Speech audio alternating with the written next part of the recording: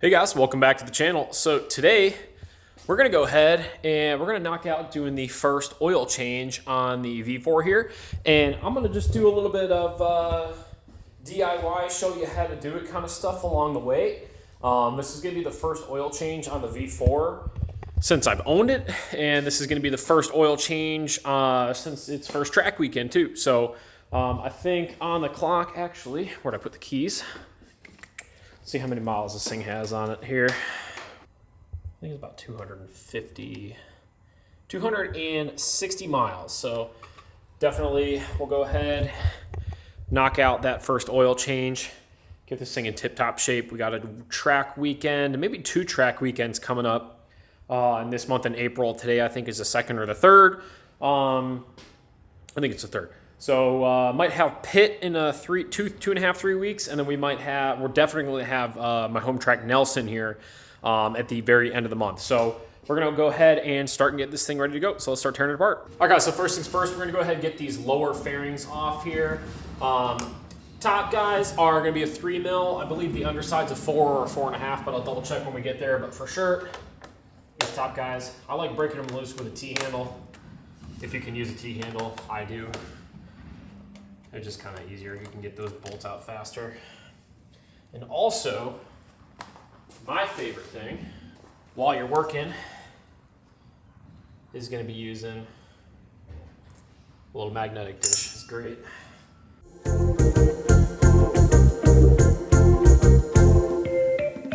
T-handle under here. You sure can. 4 mil on the underside, guys. Now what I do as well is I put all my hardware back in the fairings once I'm done. I don't like to leave hardware laying around, and I don't like to mix it up in the dish. So this guy, and that one right there, should be loose. This is also a 4 mil.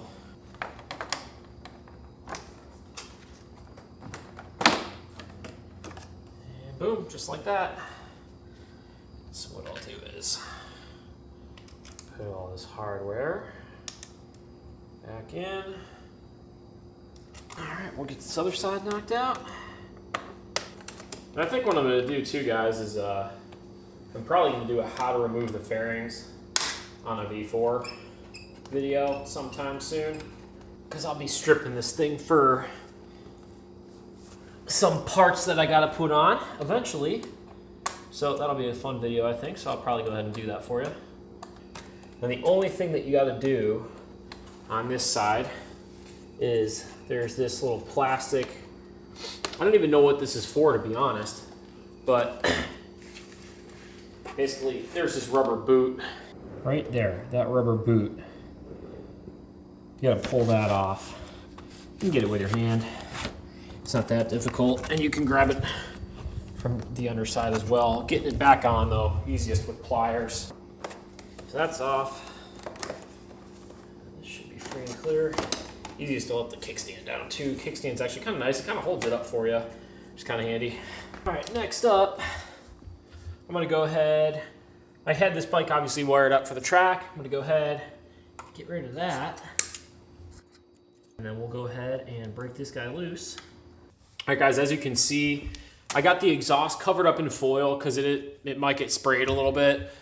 Certainly it did a little bit when I drained the oil out of this thing when I put the exhaust on it. These are my favorite. Actually, let me zoom out the camera real quick. These are my favorite, these aluminum pans. Things work great, lots of coverage. I got a giant I got a giant oil drain pan. Just doesn't work because it doesn't fit under there. So I just opt to use this. Wrench, 14 mil on the drain bolt, and we'll go ahead and pop this guy off. Boom.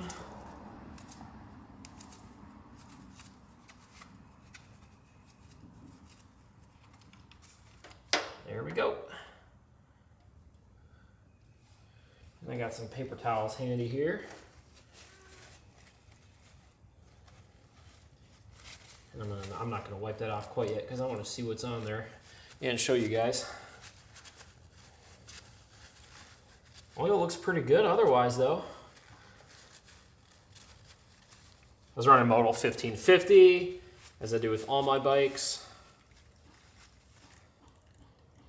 There you go. We'll see if that focuses. Yeah, it does pretty good.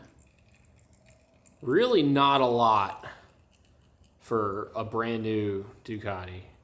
My first oil change on the V2 was really, really surprising, but it's pretty normal, at least for that motor.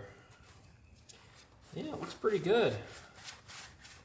Pretty happy with that. Cool. All right, we're gonna let that drain for a minute, guys. I'm gonna get back to the filter here in a minute. And yeah, so far, that's it. All right, guys, so we've been letting this drip for about an hour and a half or two. We're gonna go ahead and get this filter housing off. It's gonna be an 8 mil. So go ahead and knock that out, swap the filter, and then we'll start filling this thing back up.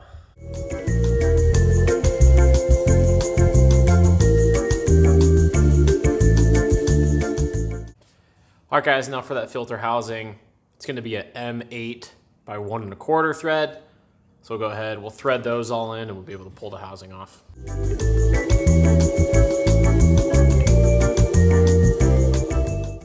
I personally like using vice grips, and I just kind of evenly push down on this thing. Okay, so normally I can just push them off, push these filter housings right off.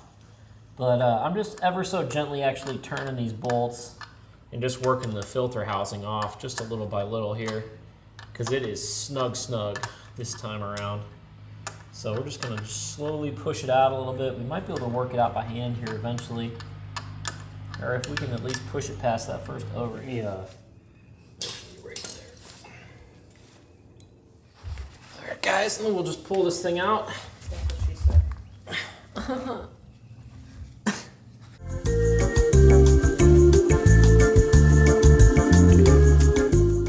Here's that part number for you guys. It's upside down. Never mind. There you go. Cool. So we'll go throw that back in. Brush washer's tape to the top, so don't lose Yep. it.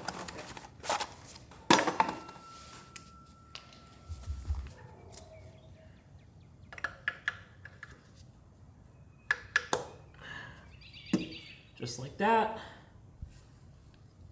Now normally I do the O-rings, but because this is the first oil change in these bikes. My bikes get oil changes about every 400, 500 miles. I don't get too fussy about it.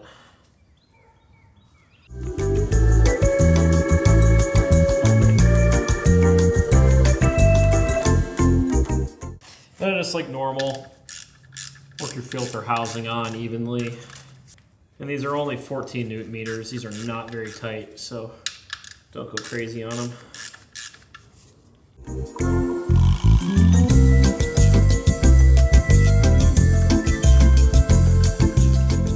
Throw our drain bolt cleaned up back on with a fresh crush washer.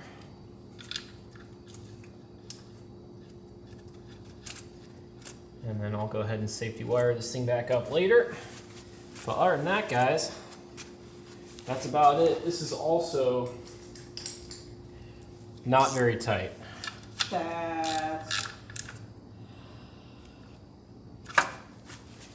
Lightly hand tight. It's also 14 Newton meters. All right, guys, and then lastly, I'm just gonna throw in about 3 quarts, let it settle for a little while, and then we'll go ahead and finish it off just as it needs. Probably take about 3.5 quarts. I'll probably heat cycle the bike later, let it sit overnight, and then check the oil after a good 12 to 24 hour sit, and then we're really good.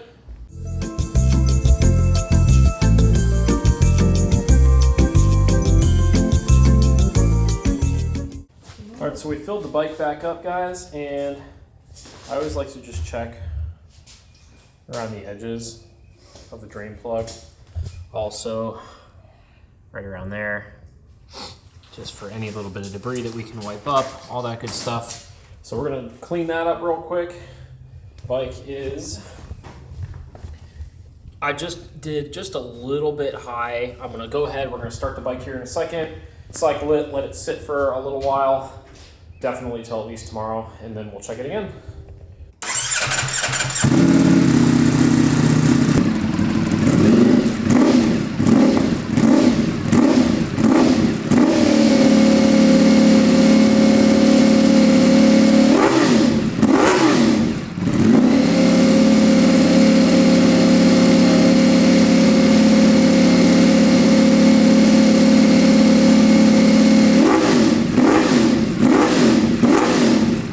All right, guys, so that's about it for doing an oil change on the V4. Pretty easy. Just that filter housing is a little tough to get off since bike's brand spanking new. Thing took a little extra love, but yeah, nonetheless, let me know if you guys have any questions. Let me know what else you guys want to see maintenance-wise on these bikes. Dad farted. I have never, ever heard a fart come out of a dog's butt, like audio. It's freaky. I'll see you guys later.